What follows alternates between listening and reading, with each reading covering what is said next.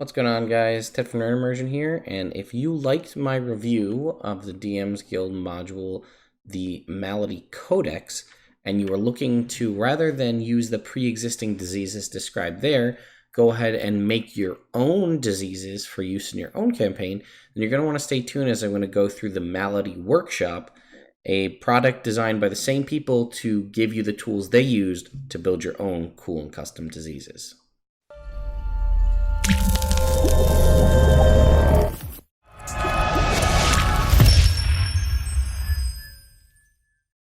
All right, so let's jump in over here. I did want to say before I got started that in case you don't know, Nerd Immersion does stream on Monday, Tuesday, and Wednesday evenings, and alternating Sundays. So you can go ahead and check out the link in the description below for our Twitch channel if you want to go check out any of the streams that we do live, where we do gameplay and character building. That being said, here we are at the Malady Workshop here on the DM's Guild. You can see you can get it for $4, but this one you can actually get in print, version for $10. And currently, the PDF and the soft cover are the same price if you jump on it right now. So look at this. It's a best mithril seller here, released earlier this year. It's got 53 different ratings. And you can see there are going to be a ton of comments and reviews. I mean, look at this. Well, actually, there's a bunch here, but no actual star ratings, which is kind of silly. But you can already see the art is great. Here's another DM's Guild review. So this supplement is written by medical students with a love for tabletop gaming. Inspired by the vast arrays of diseases and the medieval myths that once surrounded them, we embarked on a mission to enrich other worlds in fantastical diseases. So I will say, as I've said with all of these, when it is a module that you have to pay for, I will not go through it ad nauseam. It's also 35 pages, so that will be a little extensive. But I will touch on the key points of how you build the disease and how it kind of works. And then there's a couple sample diseases in the back, and there's one particular I want to show you guys because I think it's pretty cool.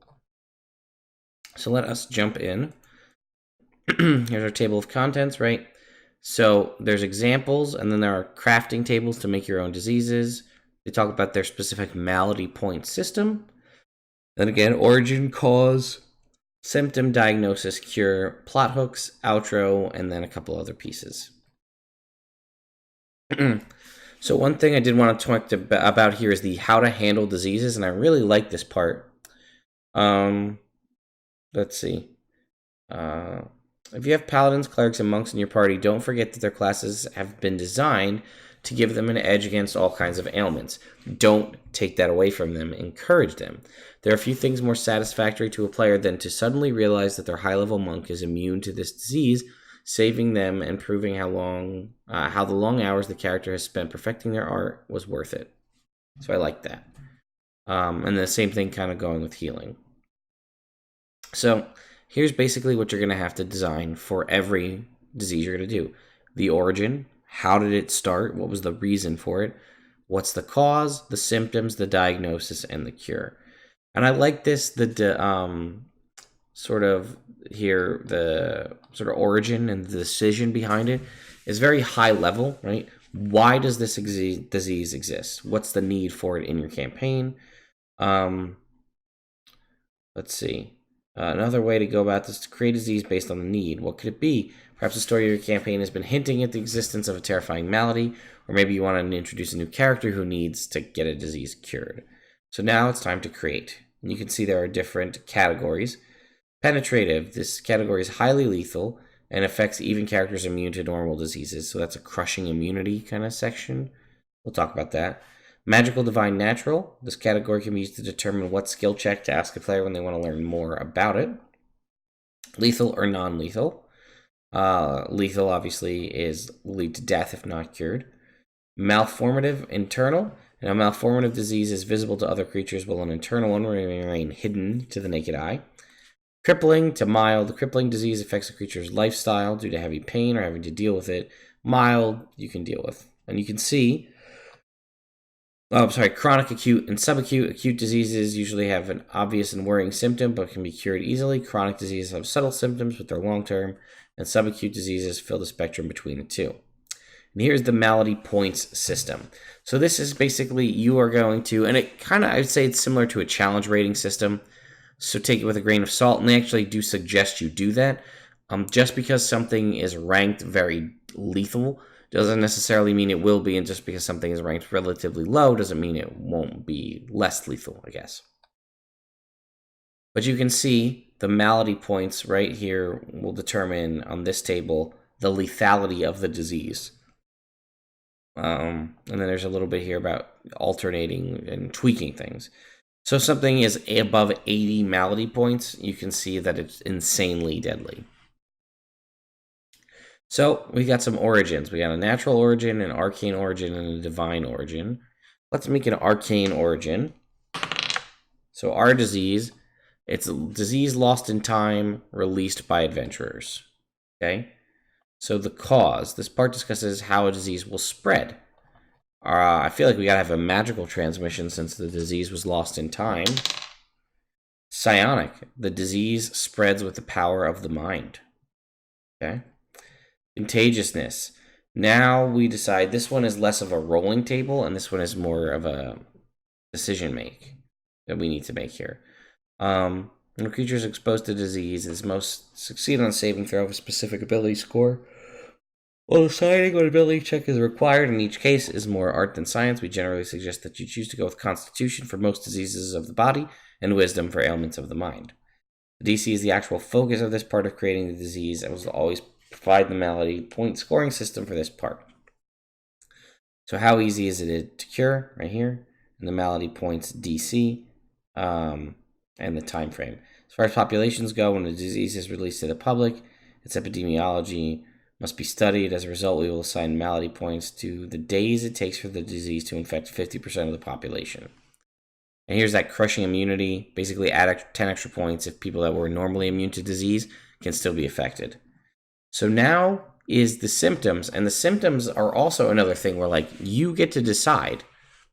So here are a few things to remember when choosing symptoms. They're what makes people ill. They're the reason they seek medical attention. They can vary in magnitude from light to severe and deadly. Symptoms as such can define how deadly a disease is and are what make the diseases stick in one's memory. Use them well to bring your stories to life.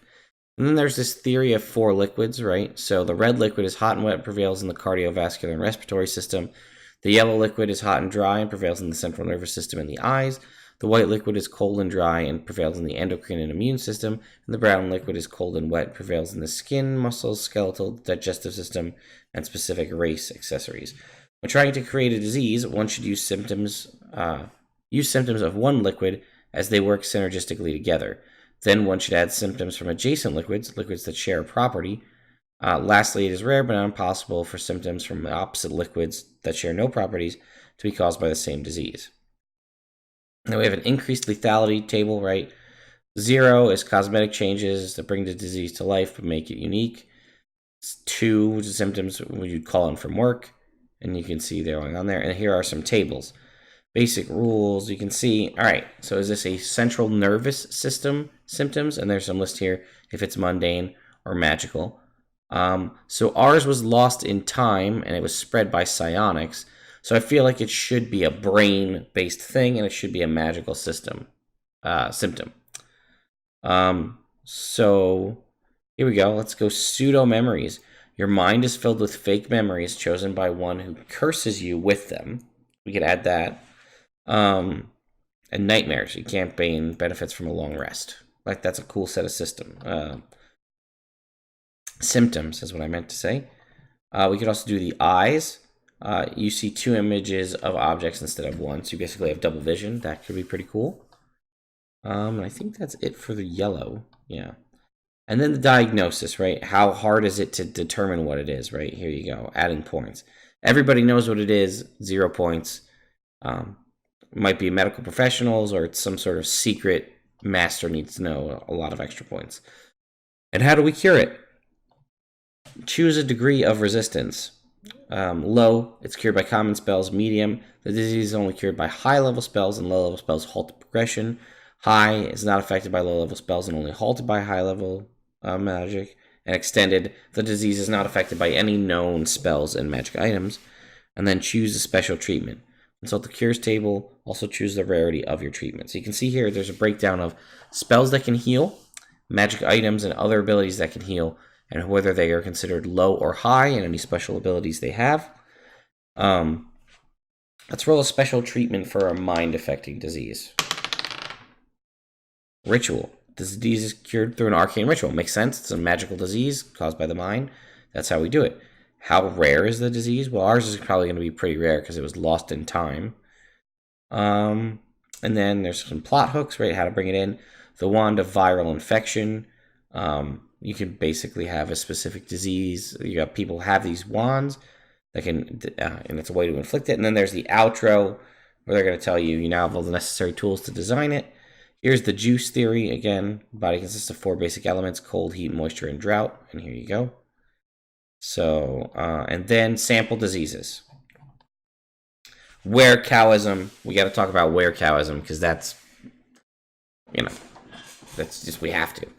So according to legends, the disease was created when a ruthless spirit of the forests bestowed a cow with the power to spread this disease. The way the spirit would be able to drive settlers away. This way the spirit would be able to drive settlers away from its land. Causes. A creature that is currently on the 2nd or 3rd stage of this disease can spread it by biting any creature. Any creature that gets bitten must succeed on a DC 15 con save or be infected. That's 10 malady points. Symptoms manifest in 3 distinct stages. First stage begins 1 day after the creature becomes infected with the disease. Cow-like patterns gradually appear all over its body. The victim's ear grows bigger and small tail appears. Its neck swells, resulting in a high-pitched wheezing and dyspnea. Second stage begins 5 days after they become infected. They suffer from optical illusions and behavior changes. Specifically, after suffering an optical illusion, usually 3 to 5 times a day, it becomes aggressive to anyone near it and tries to bite them. Its behavior changes back in 10 minutes. Over time, the illusions appear more frequently. The third and final stage starts 15 days after the infection. The victim's transformation is now complete, and it becomes a cow, losing its previous conscience. In the meantime, all other symptoms disappear. So you don't, it's not becoming a werewolf. You become a cow. That's just what happens. That's your life now. So here's your symptoms, right? Skin recolor, high-pitched wheezing, dyspnea, frontal lobe syndrome, optical illusions, and then werecowism. Here's your calculating malady points. Diagnosis, elementary, average. Here's the different diagnoses. The disease is relatively common, but in most places is considered untreatable. By succeeding in a DC 5 medicine check, a creature will learn about the causes. By succeeding in a DC 15 medicine or arcana check, they will learn about the origins and the symptoms. In a DC 20 medicine check, they'll learn about the cure. Werecowism has a high degree of resistance, meaning that it is not affected by low-level spells and will only be halted by higher-level spells. High-level spells will suppress dyspnea and wheezing, as well as the optical illusions for 12 hours. Additionally, if the disease is in stage 1 or in stage 2, it can be cured by consuming a cup filled with holy water and saliva of a stage 3 victim once per day for 5 days straight. Only a wish spell can revert to transformation. Verdict: werecowism costs a total of 46.25 malady points. Being bitten by a cow should be considered an immediate threat, and our hero should take action as soon as possible. So there you go, guys. That's the Malady Codex. There's obviously a lot there to unpack and a lot you could do in designing your own diseases. And there is 1, 2, 3, 4 total sample diseases in the back that you can look at. And obviously you can go pick up the Malady Codex. We'll link for that in the description below as well, to go and get that has a whole bunch of pre-existing diseases. Or, just design your own.